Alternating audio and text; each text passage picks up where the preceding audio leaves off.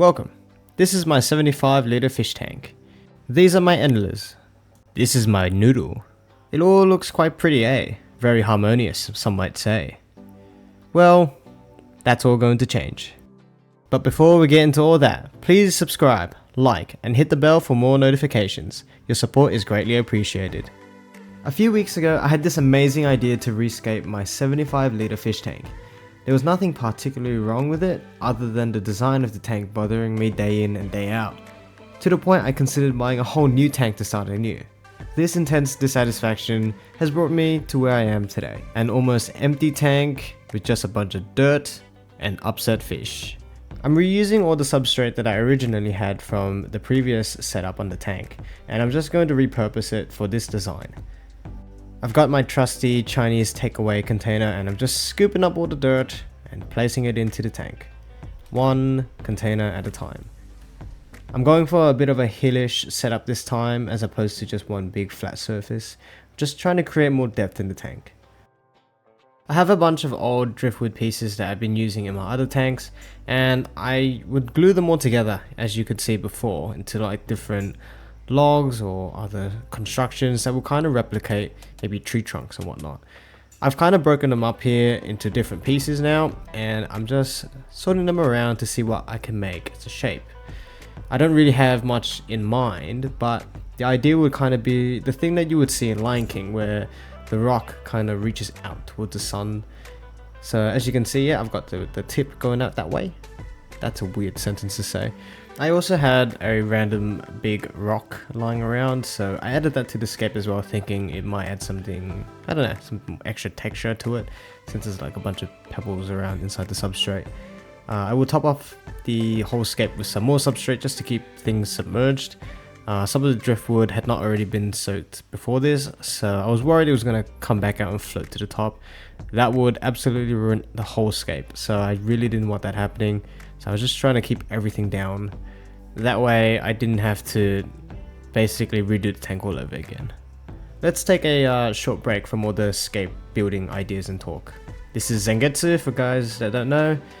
And this clip is doing something up. He's already done it. He just ate a baby fish, and I just thought people would like to see that, so cool. Thanks Zengetsu for that horrific experience. Much appreciated, man. See ya. Now begins arguably one of my most favorite things to do, or most frustrating things to do when it comes to aquascaping. It's planting. From the old scape and with my other tanks, I've got a bunch of Anubias plants that need to be put somewhere, so I've decided to wedge them in between the driftwood and the rocks, because that way they will be kept down. You can't actually fully submerge Anubias plants, for those that don't know. It's a bit strange considering they're not even floater plants, but they can't be submerged, or at least the core of the Anubias can't be submerged, because it'll essentially just rot and die. A strange evolution thing to have, but that's Mother Nature, I guess. As you can see, I'm just trying to sort them around, figure out where they need to go. It's a fun little process. I actually really enjoy this, because this is kind of the icing that goes on top of the cake, the sprinkles, the extra decorations that you put in to really make the scape look and feel natural. I have a lot of random rocks in my inventory, so I'm just adding them down as like a barrier for when I later put sand. So I'm going to have the hill bit, and it's going to slowly slope down, but one section where the dark substrate isn't going to be is just going to be sand. Next, I fill the tank up with some water. Give it a good scrub-a-dub-a-dub, love-a-dub-a-dub in the dub-dub. No scrub, don't want no scrub. Honey, don't want no scrub around me. And now I wait a few hours to put my fishies in. I'm sure they're super excited to get out of this small little box and back into the big tank. The cloudiness in the tank has actually cleared up quite nicely, so it's time to put the fish in. First one in is a good old Bookie boy. He's pretty pissed about having to go into a net. He really hates the net, but when it's time to come out, that's when he shines the most. Look at his colors are so nice. I remember when I first bought him, his tail was actually really short, and looking at how long his tail has gone now, I'm quite happy, I'm quite pleased that he's developed so nicely. Just the way it just flows in the water, it looks so pretty. And as you can see here, he's a small fish in a big tank, so he's got a lot of room, and I'm very happy for him to be in here. This is just some solo footage of Book exploring the top level of his tank, just swimming around, being a cute Betta boy. I need to get him some floater plants because that will definitely add to this tank, but for now, just enjoy the show.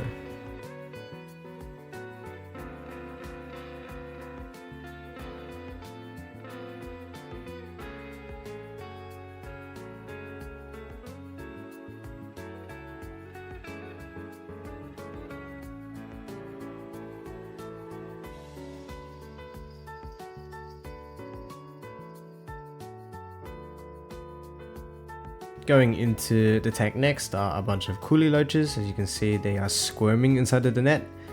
They're like literal worms. I refer to them as worms or noodles because they're exactly just that. Just looking at them swim in the water is so unique. It's actually really cool and fun to watch.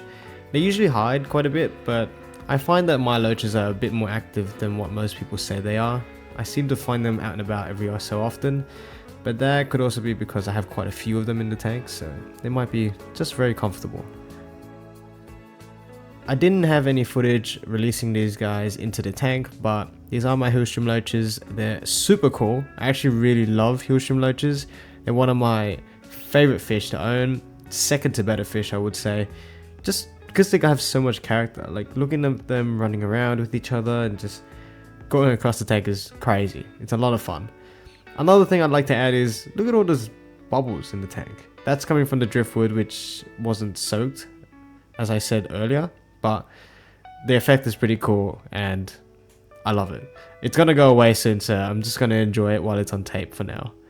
Oh, and this is Book looking menacingly out into the distance.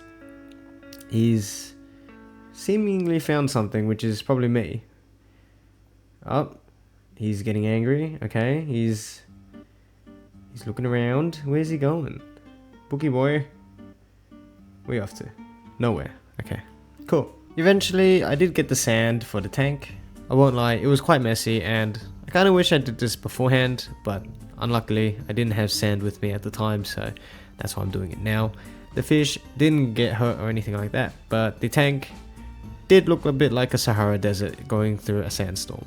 I did get some more Ludwigies for the tank. These are a bit red, so I was hoping to add some more color. This is kind of the part where it gets a bit painful because planting plants underwater is super annoying, as you can see. It just doesn't want to stay in even though there's so much substrate. But eventually, I get it to work out. I also got some hornworts, I think that's what it's called, and I just put it on the top of the tank, just let it to float. That way a Book had something to kind of swim through and have fun with. As you can see, the little guy is rested quite nicely in there. He's now living in paradise. I do have some footage of him just shoving himself through the hornwort. It's pretty funny actually, the way he does it. He just kind of forces his way through like a missile. But it's quite cute. I quite like watching it, and he seems to enjoy sleeping in it, so we both win in this.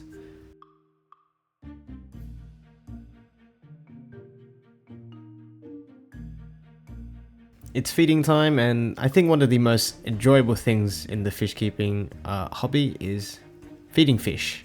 Like, look at this guy. He's just going ham on this sinking pellet. All the sand fluttering around him, and he's up. He's got a friend. Well, not really. These guys aren't really great at sharing food. They kind of fight all the time. But hey, look at him. Up, nope. Wait. And gone. That's it. Peaceful feeding done. Got some more footage of Book being a menace to society, but still enjoying his life cruising along in the tank. Got some nice close-ups, so it looks pretty cool. Hey, look at his fins, nice and long, nice and spread, you know, like butter on a bread. Pretty cool, eh? It's 12 AM at the moment, and I'm editing this video, and my brain is currently running on overtime. So, that being said, I think I covered everything I wanted to cover in this video, and I'm going to end it here. Thank you so much for watching. I really appreciate all your time, and if you made it to the end of the video, a special thanks to you. I know it's quite hard with my videos, but I'm rambling a lot, so thank you so much. I really appreciate you for watching this video and taking the time out of your day to do so.